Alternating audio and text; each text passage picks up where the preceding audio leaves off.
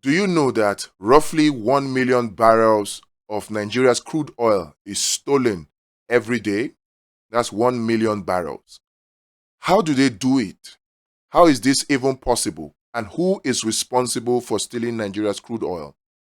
In this video, I will walk you through the three-step process that they engage in to steal Nigeria's crude. And at the end of the video, you would have been able to see clearly who indeed is responsible for stealing Nigeria's crude oil. Before we talk about how they steal Nigeria's crude oil, let me walk you through these 4 steps through which they take the Nigeria's crude oil from the ground, because before you steal the oil, you have to get it out of the ground first. So how do they get the oil out from the ground? NNPC enters into a joint venture partnership with the international oil companies. This is called the JV partnership, and that's step 1. Step 2, the international oil companies bring their technology to extract the crude from the ground using their oil rigs. All right. Then number 3, once the oil is extracted from the ground using the oil rigs, then you need to now pump that crude oil from the wellheads to either the storage tanks of NNPC or through a network of pipelines to one of 27 loading terminals, even though not all the terminals are active at the moment, according to what NNPC tells us. Then, of course, step 4, from the loading terminals, the crude oil is loaded into transport oil barges and vessels that takes them out of Nigeria's territorial waters to any destination in the world. This is the 4-step process through which they get crude oil from the ground. Now, what are the 3 steps that it take to steal Nigeria's crude oil? Number 1 is that very same joint venture partnership, because you see, only NNPC and the international oil companies know exactly how much crude oil they pump out of the ground. So usually they tell you we extracted 1.5 million barrels per day. They could tell you that, when in actual fact they extracted 2.5 million barrels per day. But who is to know? Nobody.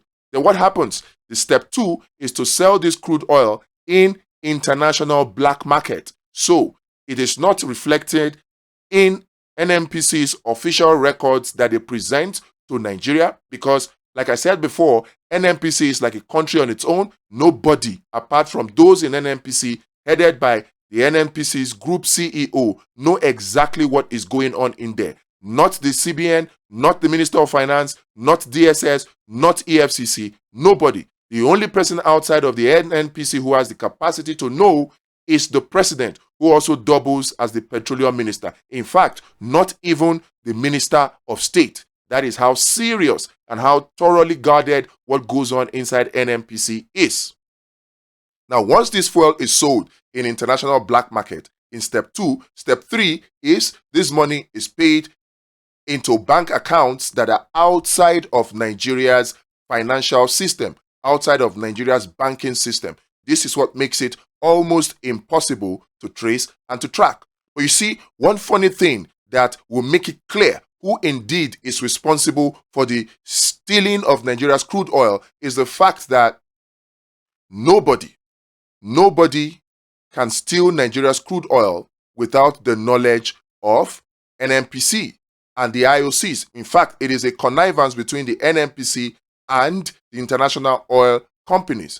And then, of course, the president, who happens to be the minister, must also know. So, from what I have explained now, in very short terms, what do you think? Is it possible that those who are saying that Nigeria's crude oil is stolen are actually the ones responsible for stealing the crude oil? You do the maths. This is a compressed version of this information. If you want the fuller version with more details, then you can look for the video on this channel. It is a longer version, but this is a shorter one. Now that you have this information, what are you supposed to do with it? Are you supposed to just sit down and complain and that's it? No. To make sure that Nigeria's revenue does not continue to go into private pockets in the name of stolen crude that is actually not stolen, we need to begin to take action. We all need to begin to write petitions now. First, to the Minister of Finance. Second, to NNPC. And third, to the President himself. They need to begin to ask questions or give us answers to questions that we have. In fact, you can throw the National Assembly, both the Senate and the House of Representatives, into the mix. We need to take action. If not, they will continue to steal our treasury dry. This is not the time for inaction. I'm waiting for your response.